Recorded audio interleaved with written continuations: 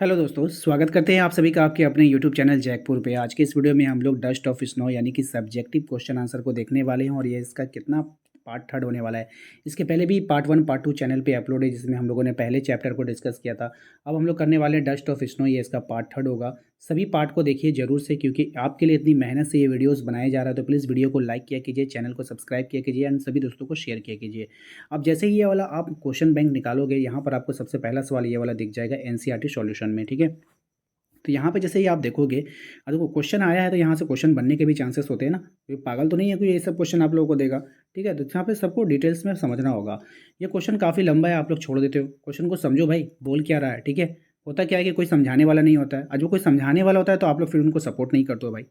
करते हो? नहीं करते हो, ठीक है। तो जब हम समझा रहे हो तो प्लीज़ सपोर्ट करो, वीडियो को लाइक करो, शेयर करो, सब्सक्राइब कर लो, ठीक है। What is the dust of snow? क्या है? बर्फ़ की धूल क्या है? क्या ये इंपॉर्टेंट नहीं है? हाँ, इंपॉर्टेंट नहीं है। कितना इंपॉर्टेंट क्वेश्चन है भाई। What is A dust of snow? बर्फ की धूल क्या है? What does the poet say that has changed his mood? मतलब कवि ऐसा क्या कहता है जिससे उसका मूड बदल गया है? How has the poet's mood changed? कवि की मनोदशा कैसे बदल गई है? चलिए इसके देखते हैं आंसर को। आंसर में कह रहा है कि the dust of snow means the fine particles of snow, ठीक है। Fine particles of snow. बर्फ की धूल से तात्पर्य बर्फ के बारीक कणों से है। किसे? बर्फ के जो बारीक कण होते हैं, एकदम महीन महीन कण जो होते हैं, उनसे है। The sudden shower of the dust of snow from the hemlock tree change the poet's mood. मतलब हेमलॉक पेड़ से बर्फ की धूल का अचानक बौछार ने कवि के मूड को क्या कर दिया? चेंज कर दिया। The poet's mood changed from sad to happy. और कवि का जो मन था वो सैड से क्या हो गया? हैप्पी हो गया, यानी दुख से प्रसन्नता में बदल गया, ठीक है। यही इसका मतलब है, और तो कुछ भी नहीं है इसमें। इतना आसान है और आप लोगों को याद नहीं होता है। अगला सवाल देखिए क्या कह रहा है। कह रहा है कि how does forest first present nature in this poem? मतलब कविता में फ्रॉस्ट प्रकृति को किस प्रकार प्रस्तुत करता है, ठीक है। तो first has presented nature in a very different manner in the poem.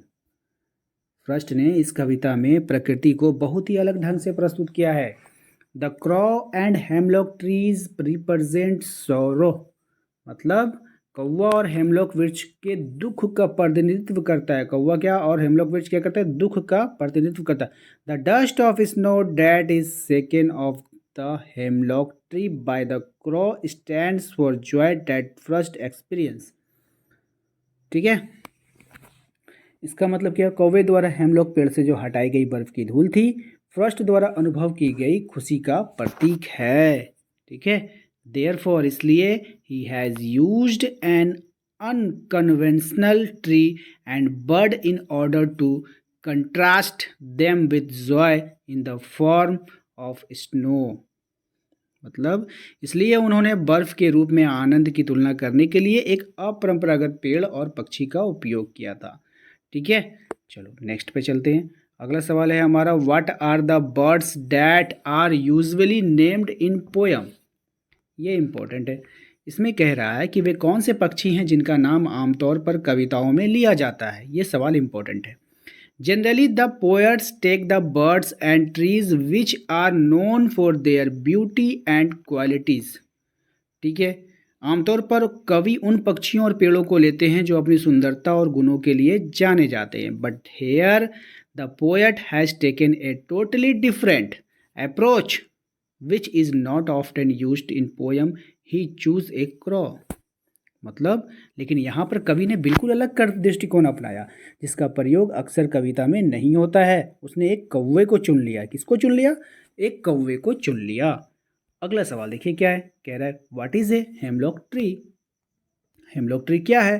तो hemlock tree as a poisonous plant with small white flowers. Hemlock वृक्ष एक सफ़ेद फूलों वाला एक जहरीला पेड़ है। सफ़ेद फूलों वाला क्या है? एक जहरीला पेड़ है। ये भी इंपॉर्टेंट है, इसको याद रखिएगा। तो उम्मीद करते हैं आप लोगों को आज का ये वीडियो पसंद आया होगा। वीडियो पसंद आया तो प्लीज़ वीडियो को लाइक कीजिए, चैनल पे पहली बार आए तो सब्सक्राइब करके बेल आइकन को दबा लीजिए ताकि आने वाली हर एक वीडियो का नोटिफिकेशन आपके मोबाइल पे जाए। मिलते हैं अगले वीडियो में। Thank you.